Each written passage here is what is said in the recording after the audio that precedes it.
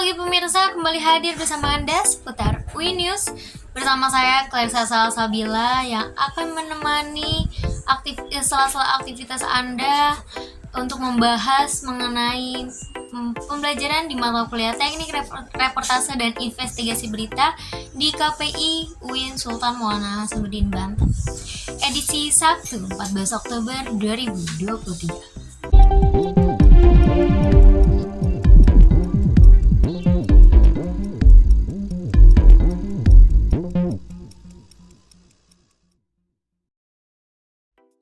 Baik pemirsa, di pertemuan ke-7 mata kuliah Teknik Reportase dan Investigasi Berita kali ini membahas mengenai materi selanjutnya yang dibawakan oleh kelompok 4 dengan tema jurnalisme yang bertanggung jawab yang menganalisis hukum dan etika dalam jurnalisme data dan investigasi. Baik pemirsa, ada beberapa pembahasan.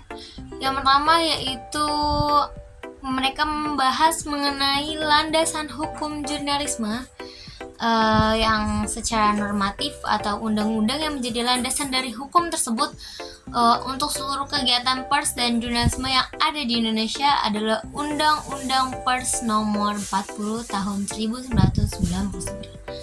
Nah, pemirsa, pertama kali undang-undang ini dibahas yaitu pada tanggal 20 Agustus 1999 dan disetujui atau disepakati pada tanggal 13 September 1999. Kemudian pada tanggal 23 September 1999 disahkannya hal tersebut menjadi undang-undang. Undang-Undang Nomor 40 Tahun 1999 ini tentang pers menempatkan kemerdekaan pers dalam prinsip-prinsip dasar perlindungan hak asasi manusia. Nah, dari diantaranya prinsip-prinsipnya yaitu yang pertama ada menjamin kemerdekaan dari pers.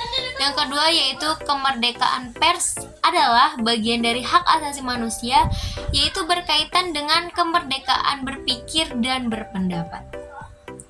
Yang ketiga yaitu pers nasional melaksanakan asas, fungsi, hak, kewajiban dan peranannya yang terbebas dari campur tangan dan paksaan dari manapun. Yang keempat yaitu pers nasional yang berkeadilan sosial. Dan selanjutnya pemirsa, tak hanya mengenai landasan hukum dari jurnalisme, ada pembahasan baru yaitu mengenai jurnalisme data. Nah, mungkin dari sebagian pemirsa masih asing dengan kata-kata tersebut. Jadi jurnalisme data atau data jurnalis adalah kegiatan pengumpulan, analisis, penyiapan informasi digital dengan tujuan publikasi dari kegiatan jurnalistik.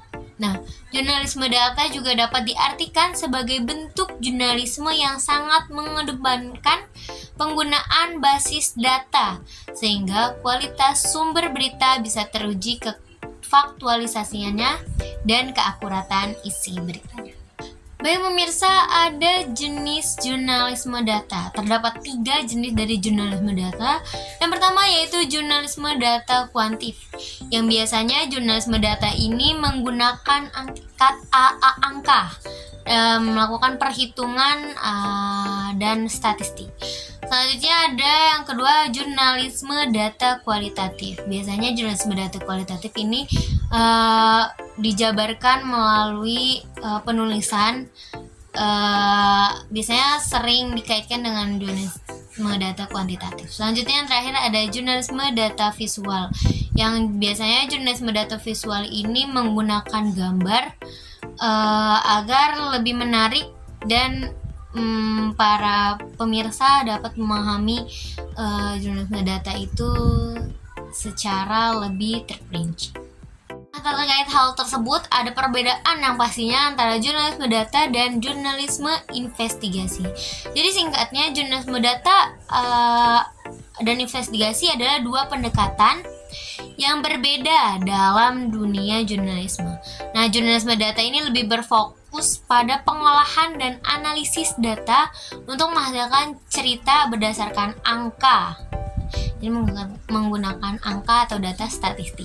Sementara jurnalisme investigasi lebih mengandalkan penyelidikan mendalam dan pengungkapan masalah atau kecurangan yang mungkin tersembunyi, masalah yang lebih kompleks biasanya.